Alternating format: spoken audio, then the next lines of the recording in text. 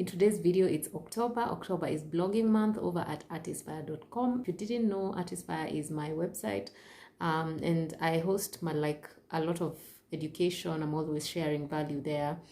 And yeah, today I wanted us to talk about blogging and things I wish I knew before starting a blog, and tips for anyone who wants to start a blog. It might be something you're planning to do in 2021, 2022.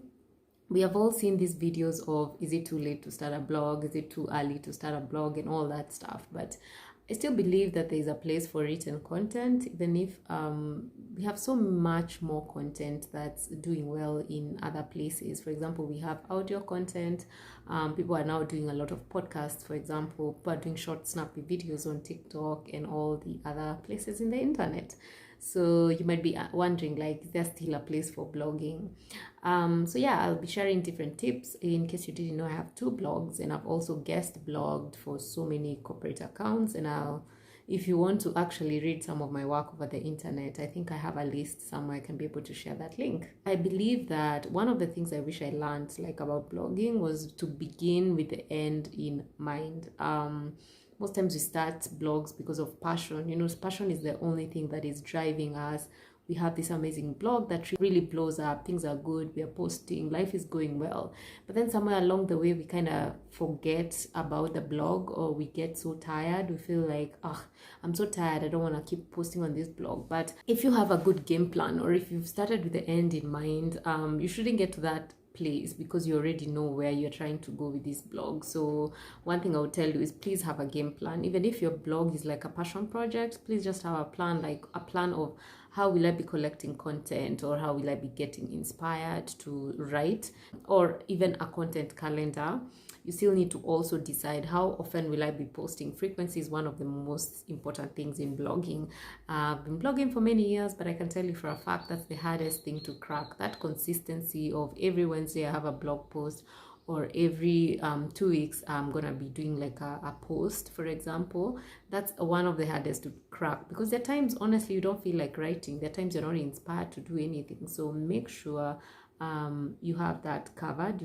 The other thing I would tell you is to make sure you're cross-promoting your content. Most times we create blog posts and then that's it. We kind of forget what else we are doing with the blog. I can tell you for a fact, one of the most important things is to distribute your blog. That's why there's a whole section in digital marketing called content management or content marketing, because once you create that content, or once you write that amazing blog post, not everybody's gonna see it, especially now when we have a lot of information overload.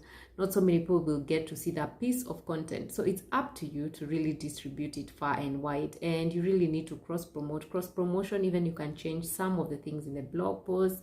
For example, I have changed some of my blogs into tweet threads. I've changed some of my blog posts into YouTube videos. I've really cross-promoted, and I've really repurposed my content. In fact, check out this video up here on repurposing content and how you can move content from one place to another. But make sure you're cross-promoting. Make sure you're really sharing it out. So one way you can do that is, once you're done with the blog post, create a small snippet or a meta description of the blog post, share it on social media with a link back to your blog. Also reference that blog post in future videos. Another way is you can also create, as I said, a micro blog out of it, in the sense that you're creating like a Twitter thread. The other way you can do it is just repurpose it, share it on social media, especially create carousels on IG, do an Insta story about it. There's so many other ways that you can really market. If you have a community, share it with them, especially for this education content. It's good to always share it with people. So the next thing about blogging is just put your own unique twist to it. Sometimes we really forget how important it is to be yourself when you're blogging. Yes, I know there's 101 fashion blogs, but why do you only read the specific 2 that you read? Yes, there's so many travel blogs, but why is there this one blog that you're always coming back to, for example? So my favorite blogs, I've noticed that the people who write them for personal blogs, I do read all sorts of blogs. Even in 2021, I still do read. I've noticed that for those blogs, I am addicted to them because of how the person writes, their personality, and how they're just, quirky and they remain themselves. So that's another very important thing. Whenever you're blogging, just You don't have to be like every other person who is blogging. Think about how you can inject your own kind of personality or your own twist into how you do it. Maybe it could be in the way you greet people. Maybe it could be in the way you refer to different things, the way you refer to your community. There's so many opportunities for you to personalize and to differentiate. So make sure you are making use of that. The other main important thing is to know where you'll get your images. I would suggest you take your own images, especially if you're doing a lifestyle blog and you're talking about something that you did, or you're talking about a personal blog. Let's say you're doing like restaurant reviews. Always make sure you have pictures and you include your own pictures. Get a camera, get like a phone. Nowadays it's very easy to use your phone to get some good photos. I also have a video that I did, you can find it here in the cards, that has to do with where you can get royalty-free images. There's so many other images you can find in the internet that are royalty-free that you can use in your blog. The last one that I wish I knew is to monetize early. It's very scary to start monetizing as soon as you start your blog, but having those systems in place really will create something good for you, and it will help you even run your work more professionally. Have your rate cards ready. I could help you create a rate card. Remember, I do have a service consultation for rate cards and media kits. Have your media kit ready. A media kit is just a document that shows brands, when was your blog started, how are you on social media, what's your reach. It's just a document to kind of show people who you are. It's like your CV in a way, but it's in your own kind of creative format. So I do show people how to create different documents like that, and I've actually helped a few creators do that. So anyway, if you do decide to do it on your own, there's so many resources online that you can check out.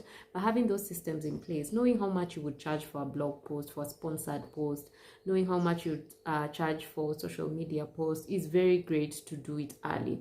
Please monetize early, because I can give you like my personal experience was I went through a lot of pro bono stuff, trying to get content. At some point, yeah, you might do some pro bono work. I don't really advocate for it, although I do it from time to time.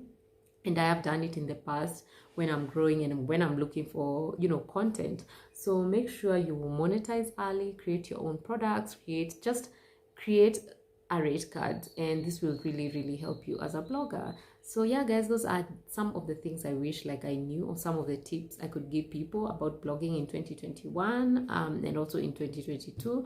Let me know if you need me to cover any aspect of blogging. Remember to subscribe, and I am back on YouTube now. I'll be posting more videos. Let me know if you liked this quality. I know I was just shooting with a normal phone, but yeah, I really needed to have a video out, and this was the easiest way I could do it. I don't think it's as crisp as my camera, but I don't mind it. I mean, I've gotten the message across, the sound is great, and yeah. So I'll see you in the next video. Remember to subscribe. I'm really trying to get to 5K, and I really want to do like a giveaway when I get to 10K. So take care and let me know if you need any ideas. Bye.